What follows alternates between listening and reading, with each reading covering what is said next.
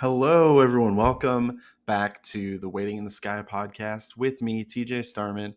I am the host that uniquely loves movies, video games, sports, television.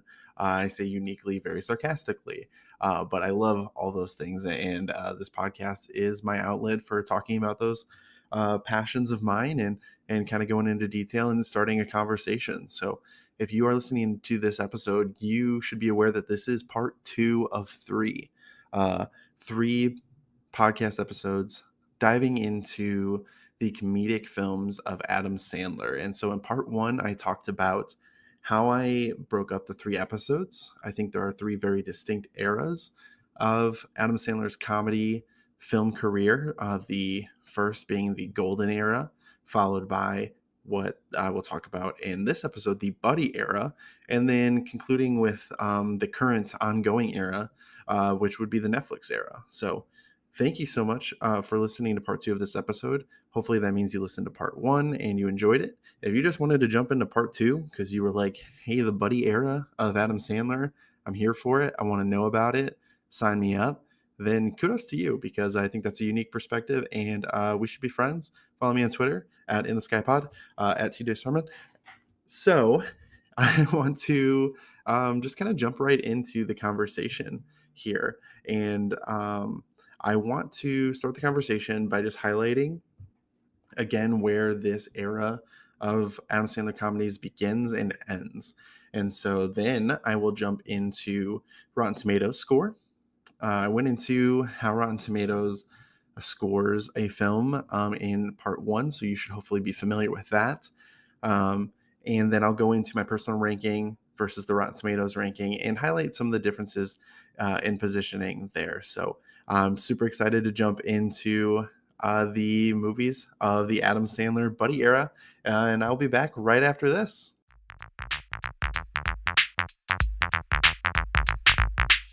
Okay, so I think the best part about this being my second podcast episode ever, and honestly, I'm just recording this right after the first one, so it's kind of the same podcast episode for all intents and purposes.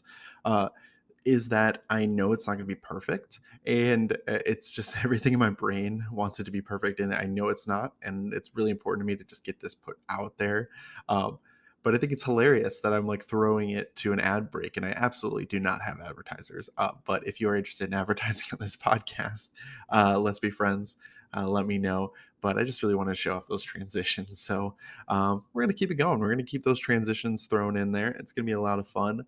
But you are not here to hear me talk about transitions on a podcast. Segue transition to Adam Sandler. So we are in the second era of Adam Sandler comedies, the buddy era, and this starts with I Now Pronounce You Chuck and Larry. And so Adam Sandler notoriously has this reputation of putting his friends, family members into his movies. And it's not a bad thing, in my opinion. I mean, if you are going to do that, might as well take care of, the people that you're closest with if you're in that position to do that. And I don't think the films necessarily suffer from it. There is a lot of samey feel to a lot of these movies, especially as we get into these latter 2 eras, the buddy era and then the Netflix era. So I called this one in particular the buddy era, but they all are films with his buddies. And so it was hard to kind of make the distinction of these ones. But I do feel like this has a greater emphasis on it, particularly because there are 2 movies that are just about Adam Sandler getting on set with his friends and going on a vacation, and that's Grown Ups and Grown Ups 2, and then the rest kind of fall in line around that. So, starting with I Now Pronounce You Chuck and Larry in 2007.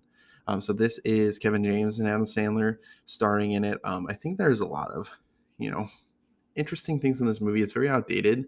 In 2007, talking about gay relationships, gay marriage, those types of things, very outdated. Obviously now in 2021, or if you're listening to this in the future, I'm sure it's even more outdated. But generally I do think it's funny. It's higher up on my personal ranking from this because I do think it's heartfelt and sincere, even if it is, a little misguided sometimes. But I think it's a good time for sure. It's followed up with my least favorite, and I'll backpedal just a little bit. 69, nice Rotten Tomato score for I Now Pronounce You Chuck and Larry. But what does not have a very nice Rotten Tomato score is You Don't Mess with the Zohan. And I don't know what was going on with this movie. It's super weird. Um, I think I've maybe seen it twice, which is amazing because I've watched a lot of these more than twice. And the fact that I even saw it twice is a second time is amazing. But super weird, not very good at all. That's in 2008. So 2008 was a double release for him, Bedtime Stories, which is actually a Disney movie. I actually rewatched this one, I think about a month ago on Disney Plus.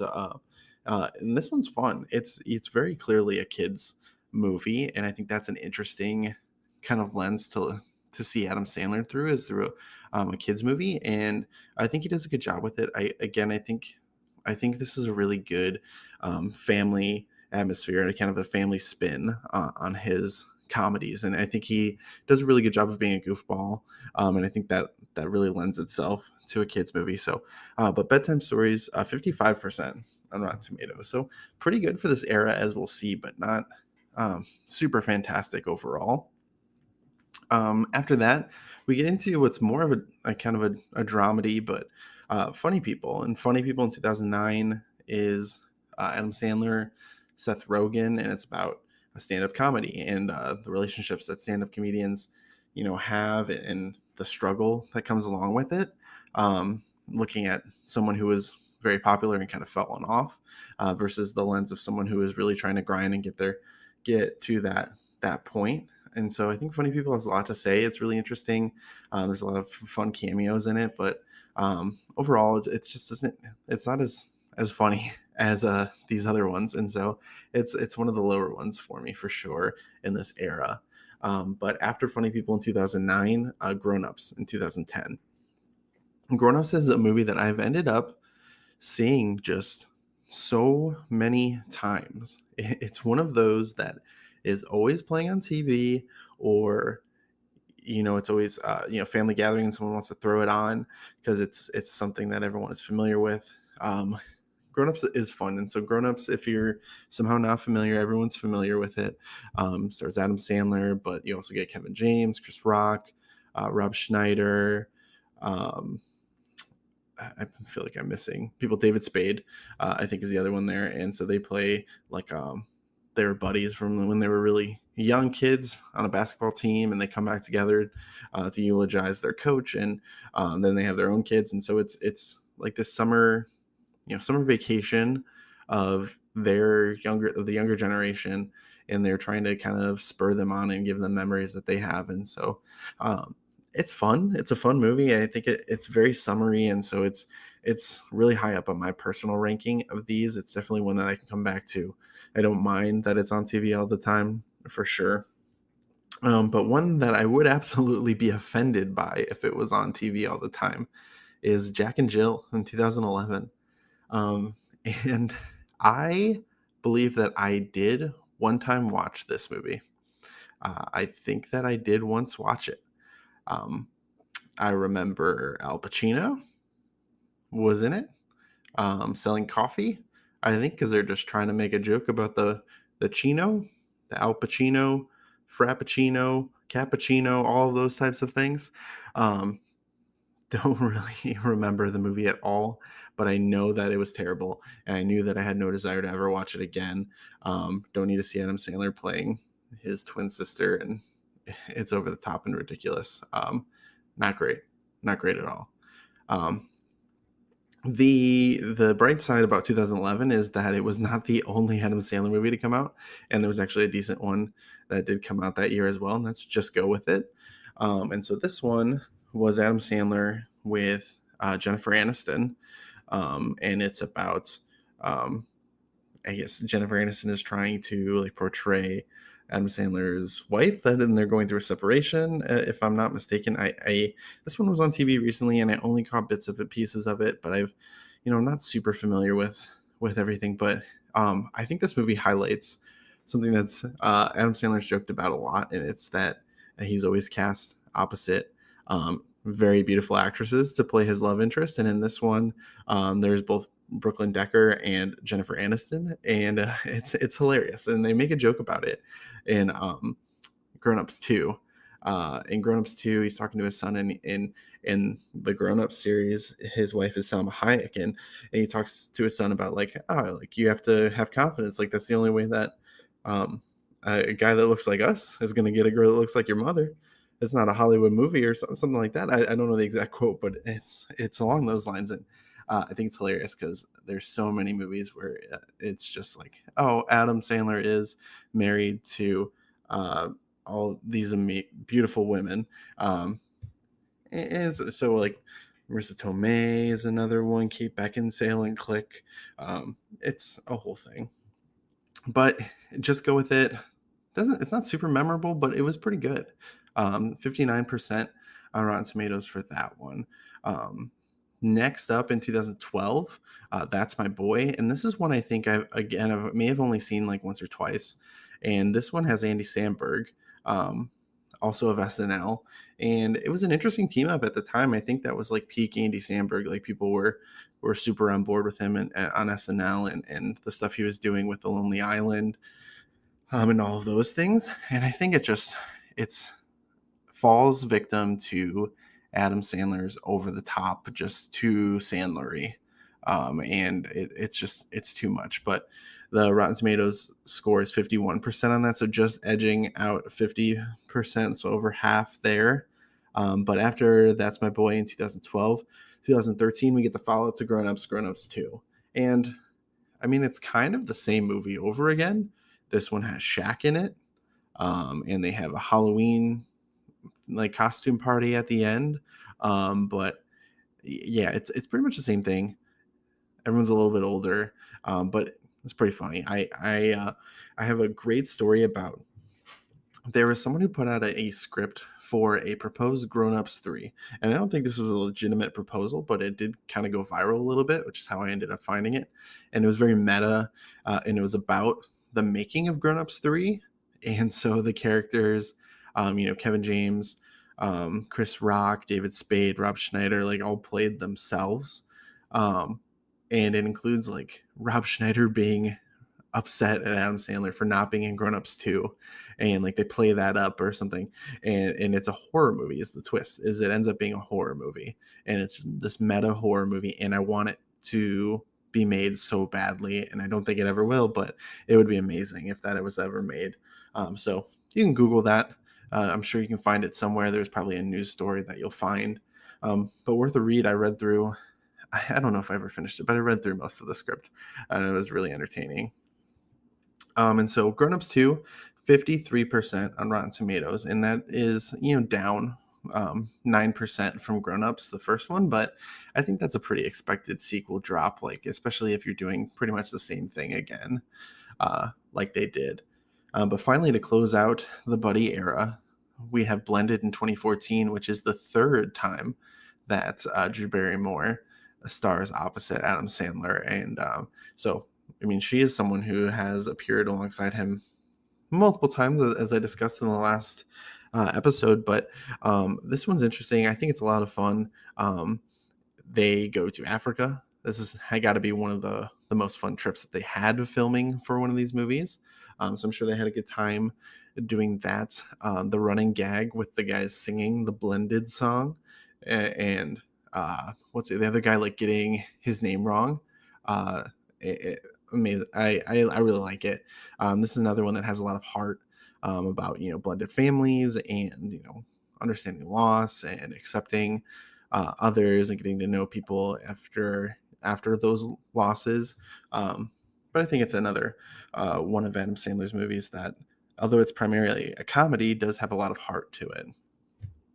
And so that's the full collection of the comedic films within Adam Sandler's buddy era that I'm coining here.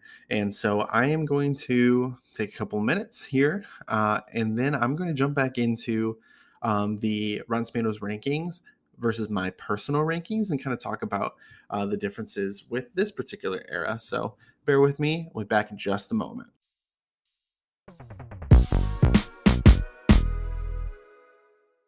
All right, so let's get into the rankings of Adam Sandler's buddy era. So again, I'm going to start from the bottom. There are 10 total films that are qualified within this era. I'm going to start with number 10. And if you are surprised that number 10 is Jack and Jill, I don't know what to tell you. Jack and Jill kind of touched on it a little bit, but it's universally panned. I think people started watching it as like a meme now. It's like because Jack and Jill shouldn't really exist, but it is absolutely a ridiculous movie. It has Al Pacino in it, which is just adds to the weirdness of it in a very late role for him. So I I don't know. I don't know what to say about Jack and Jill. Like part of me really does want to watch it again to make a meme out of it. But I don't know that I will. I don't know that I have it in me. Probably will eventually, but I don't know. Probably not soon. Just above that, again, I don't think this is a surprise to anyone, but You Don't Mess with the Zohan. It's a weird one. It's not as weird as Jack and Jill. I will give it that. But You Don't Mess with the Zohan. Also super weird. Um, he's a hairdresser that does kung fu, like he's a secret agent or something. He wants to be a hairdresser. I get lost in just what they were trying to do there. So number 9 out of 10. Then we have number 8. Number 8 is Funny People. Funny People is what I said ironically is not as funny as a lot of these other ones. And I think that critics probably felt the same way with it being number 8 out of 10 in this era here. And you would think with like all the cameos that they have in it, Adam Sandler and Seth Rogen, talking about stand-up comedy, that it's something they're very familiar with. Could be, a lot of fun. And it's not. I think it gets lost. It's not terrible, but it's not a really good movie. And not one that I would ever really go out of my way to watch again. Um, yeah, so that's definitely how I feel about Funny People. But number 7 for the Rotten Tomatoes ranking is That's My Boy, and this is not surprising to me because it's not one that super memorable, not one that I've revisited a lot. But Andy Samberg's funny. Adam Sandler with Andy Samberg just doesn't work the way that you want it to for it to be like really good. But just edging out 50%, which I think is the threshold for fresh on Rotten Tomatoes. So I think this is where we start getting into the fresh movies in Rotten Tomatoes. Just above That's My Boy. Coming in at the number 6 spot is Grown Ups 2.